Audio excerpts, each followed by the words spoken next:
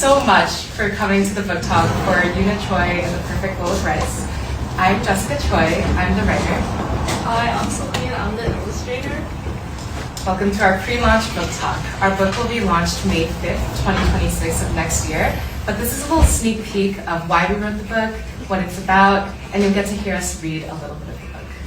So we are incredibly grateful for you coming out, and just as a reminder, our interest form is right here. This is our pre-order form, so if you scan the QR code and put your name in, we will be picking winners for free books. 2 winners will get free books, so if you would like to, please scan our QR code. They will be signed when they're given if you want the signs. Our book is titled Yuna Choe and the Perfect Bowl of Rice. To give you a quick synopsis before we jump into the backstory, I'm going to give you the blurb. Yuna Choe always tries to be perfect. Perfect grades, perfect manners, and especially a perfect bowl of rice. But one day she adds too little water, and instead of fluffy white rice, she's left with a burnt, crunchy mess. Yuna feels like she's failed until her parents show her something wonderful. Mistakes can be delicious too. And she's discovered durungji, a golden, toasty, Korean, crispy rice treat that's a treat all on its own. So, we wanted to keep this very casual and just have a conversation about how we met, how we got here. So, how did we meet? We met at the University of Chicago. Teehee, here's the hat. I think it was like the Korean Student Organization, and they're having some like KBBQ events. So obviously they attracted, the best minds to go collect our KBBQ. That's probably how we became friends, and we stayed in touch over the years. Actually, not to brag, but Celine, not to brag about Celine. Celine drew the poster for the KSO show in 2019, and that was the show that sold out. And it was a show called Soul Searching, if you get the pun. So honestly, it was like, I was a fan, and Celine was like, hello. Not to be confused with the Netflix show.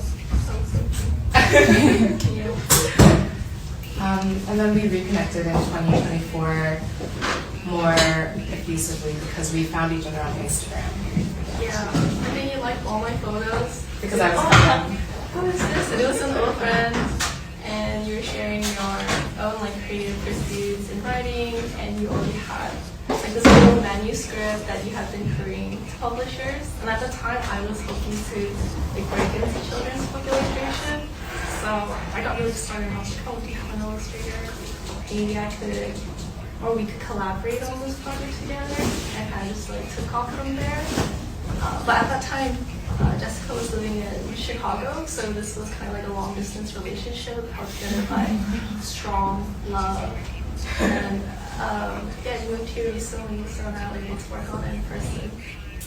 I feel like I should tell Celine I moved for her, and that would just cement the fan relationship. It was implied. It was implied. That's why I moved to LIC. She moved her whole family here. Oh, it's so true. So that's a little bit about how we know each other and how we started the project. The funny story about this project is that I was a third year at Michigan Law School, so I think I was around 24 at the time. I had never cooked rice on the stove pot, but I had cooked it on a rice cooker. So when I was doing it with the stove pot, I just put in the wrong amount of water, it burnt, it was horrible. And I think just at the time I was like, wow, I'm 24 and I can't make rice? I think that's kind of a crazy statement to say as I'm graduating law school. But I think it gave me the idea for a book about a little girl, a Korean American girl, who's raised to think that perfection equates to love, which is kind of how I feel like I had that mentality as a kid. But I wanted to push back against that and say perfection does not equal love. I wanted to show that mistakes can be really beautiful, and I thought a great way to do that would be through food. Because for us both, like obviously we connected through KBBQ, so we love food. But I think that food is just a great vessel for expressing family love, especially in Asian families. I think my mom and dad always will be like, have you eaten today? And that's what is love to me. So to express food as both culture and identity was something I really wanted to do with this book. And the idea that love and perfection are not the same. You can be loved, you don't have to be perfect. Mistakes can be very, very delicious. That was the idea behind how this book came to be. Yeah, when I first read the manuscript, I thought it was so cute because it's running around like really basic core food, rice. And if you think about a lot of your childhood memories and the core memories kind of like center around food. So I was really excited to work on something like involving food. But I also didn't really cook my first pot of rice until I was in my 20s. Yeah. I mean, same. I was sheltered. Yeah. But yeah, that's what brought us to this stage. We wanted to talk a little bit about the journey to becoming published because it's extremely difficult, I feel like, to enter the publishing industry. And to share a little bit of a personal story, I started the book as a third year in law school at 24. I was writing it and I sent it out to a bunch of editors, agencies, the whole thing. And I think with just the manuscript, it was really hard to even get responses. Or I would get responses that said, do you have any illustrations? We have your full manuscript, but we need more. So I think after that, I was a little worried about whether this book would ever be published through an official publisher. But I reconnected with Celine. We had been talking, but she offered to be an illustrator for it. And I think that was what really got us to the second stage of being more kind of having a chance at this publishing industry. So we started querying again when I had graduated last year, and we got a lot more emails back saying that they were interested in the manuscript, but a lot of the responses we got were kind of split between this book fills a niche that we have already felt, filled, versus this book is great, but we just don't have the time for it right now. So I think we were encouraged but also discouraged at the same time. And we were thinking, when is our book deal coming? When is our book contract coming? But at the University of Michigan Law School, I was involved in a clinic called the Zell Entrepreneurial Clinic, and we help a lot of students create their own LLCs, create their own businesses. And I had done that clinic for 2 semesters, and I never remember seeing these people as my clients, obviously, because that's a conflict of interest. But I remember seeing this group, a colorful collection, being promoted on the Yuna Choe Clinic's Instagram. So I reached out and I asked, are you a publisher? Are you on your way there? And they said that they were working with the clinic to get LLC status to become a nonprofit diverse children's book publisher. They had at the time already published their first book. It's called Pamelia and Pancit. If you want to check that out, a colorful collection on Instagram. But they were definitely interested in publishing a second book. And I think once they got LLC status, once they got their publisher's status, they reached out and said they wanted to publish our book. And that is the journey of how we found our publisher. It was a 2-year journey, but we finally got there. What was the one year? It felt like 2. I guess if we include the time where you were when I was querying. Yeah, it's kind of been a long way coming, but that was kind of the story about how we got the book deal, how we got that book contract. And to give them a shout out, they love to celebrate the beauty of storytelling and amplifying marginalized voices. Yeah, their logo should be also on the bottom of our bookmark. But yeah, to add on, when we were querying with other publishers, and then this is kind of more like a niche story. I think for one of them was between us and the Wonton book, creating Wonton, and the Wonton book 1. So I would love that, but glad there's another Wonton book out there in the world. And then, I just have my notes here because I always forget. But I also took this class at SBA, and they had a one-off children's book illustration course. I would really recommend it if you guys are interested in learning more about a specific passion that you have, and that's what helped me really grow as an illustrator and also improve a lot of my art. So a lot of these drawings here, I had a lot of feedback from the professor there. Well, now's the moment I think a lot of you have been waiting for. We would love to do a little read aloud of the spreads that we have so far. I'll use my children's book voice. Yeah, I think we're just going to use the original art right now. As we're still in progress, so I guess drawing out the rest of the pages and putting together a print copy.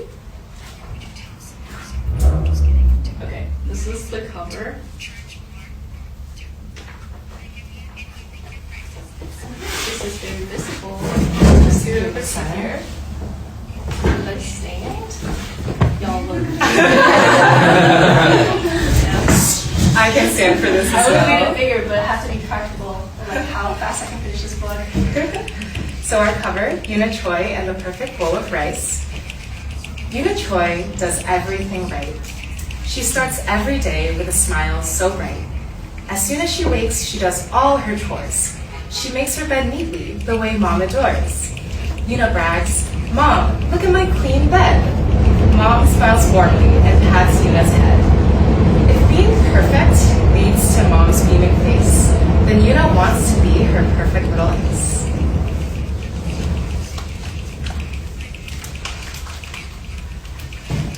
At lunch, Yuna bows deep with poise and grace. She knows respect is shown in time and place. Yuna sets the table with careful hands. She places each dish as tradition demands. She eats with care, and her lips stay closed. Her chopsticks never point or pose.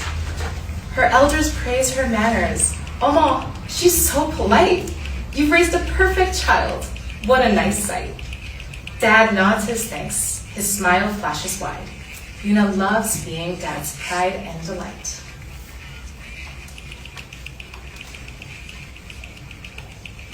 Tonight is a very special night. Yuna looks forward to it with all her might.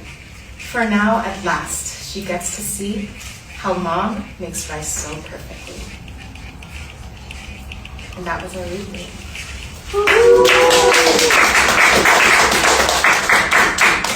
This was actually the original concept art until I got a lot of feedback from my class, and then I changed the style and design of it. And then shout out. Shout out to Stella, right? Stella Kim at Stella Kim. She made our Lodi gift for us, our little sponsored items. Shout out to her. She's at the back if you ever want to talk to her. And she hosted the Lodi gift Bedzut workshop right before this class. But you guys feeling really jealous right now?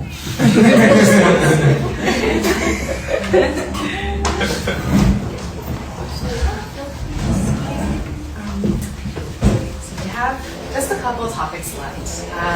I just wanted to talk a little bit about representation in picture books. I think, as a lot of us did, like I grew up loving reading. I was always that kid on the playground who was reading instead of actually going on the swings. Or I was reading on the swings, and that was a dangerous situation, and I stopped immediately. But I remember just growing up, reading a lot of just Western, like US books. And I remember in middle school, one time I looked at the mirror, and I was a little confused why I wasn't blonde with blue eyes, and I didn't have a tree in my backyard. And I was thinking, wait a second, I am not any of those things, and I have an apartment with like concrete on the back. So I would really just love to see more representation in children's books, and I think that was just a big part of making this happen, and that was a big, I hope, something that we can take away from this book. I think that's also part of why we were drawn to the colorful collection, because they were trying to fill that hole that they felt when they were growing up. Which leads right into our one takeaway. I guess I have two. My takeaway would be always eat more rice, of course, and love is not about being perfect. Yeah, I guess mine was more like about the creative process, like if people are also trying to pursue their interests outside of work in the similar situations, that as we're building a book, I would grow, get better, and then want to redo the pages, which leads to an infinite loop of nothing getting done, which is like the initial delay. So at one point you just have to accept that this is finished and keep like progressing, being okay with like something's not being up to your new like standard. We wanted to open up a little bit of time for questions about the journey to publishing, or about the book, or about anything, if there are any questions. What inspired your style? Oh, the pencil, or I really wanted to I say pencil crayons. I don't think that's used in America. So the color pencil styles, and something like very soft, colorful, and also something that kids can feel like they can kind of draw as well. I guess right now there's a lot of complex shapes. So I remember when I was growing up and looking at these hand-drawn books, like I would try to follow along and want them as well.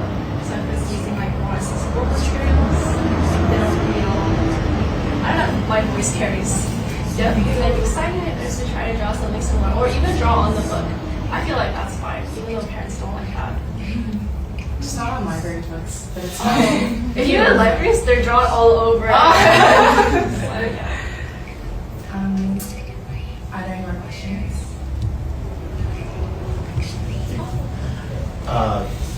It's kind of a broad one. In the manuscript, like courting process, I guess, do you find that publishers are more skeptical these days with just like how much AI writing is around, and like is there more scrutiny towards manuscripts on finding like a legitimate story that's truly yours? That's 100% something I noticed when I was querying. A lot of these query forms would have checkboxes for if you used AI or not. And I think because of that, and I don't really know as to the result of like if you check that box, if that pushes your manuscript down the list, but I do think there is something to be said about like the original. That being said, like I do think AI is a good tool. We have tried really hard to make this book 100% from ourselves, but I guess that all kind of leads to the answer to the question being I'm not sure, but it is definitely something that agents are thinking about. Any more questions? Do you guys have any plans for a sequel? Oh, for a sequel? I think so. We are discussing it, but I think there probably will be more of Yuna, if that's all I can say. So please make sure to follow at Yuna with a menu. And yeah, that's about it. There aren't any more questions, which I think there aren't. We just want to say a big thank you to the head chamoyo, to Neil, for having us do this book talk. We are so thankful to him for everything. He's right there, if you guys want to say hi, in the green hat. Yeah. the gold one. We are so thankful to A Colorful Collection for being the best publisher. We are so thankful to Eunice June Rowe for handling all of our marketing. And we are so thankful to all our beautiful friends and family for coming today and filling out this room. It's really insane that we had like a filled out room for this book talk. And obviously to Stella Kim for these beautiful Lodia accessories. Now it's probably the time you've all been waiting for, who wins the free book. Unless we can also post that on Instagram later and let you know. If you've had time, you still have time to fill out the pre-order form right here. And somebody will win a free book. We will pick 2 winners. Yeah, I guess we can email you guys after to give books and sign up. So please follow at Yuna with a menu for updates. Our launch party will be May 5th, 2026. That is when the book comes out. So keep your eyes tuned, keep your eyes peeled for that. And please feel free to come to the table for bookmarks, for stickers. We have some things here. Obviously our artwork is here, but we have the back side too.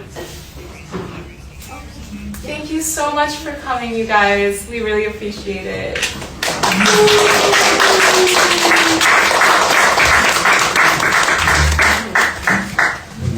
You guys want the books?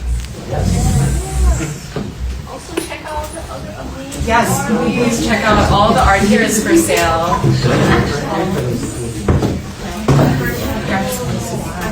Wait, going for it. Yeah.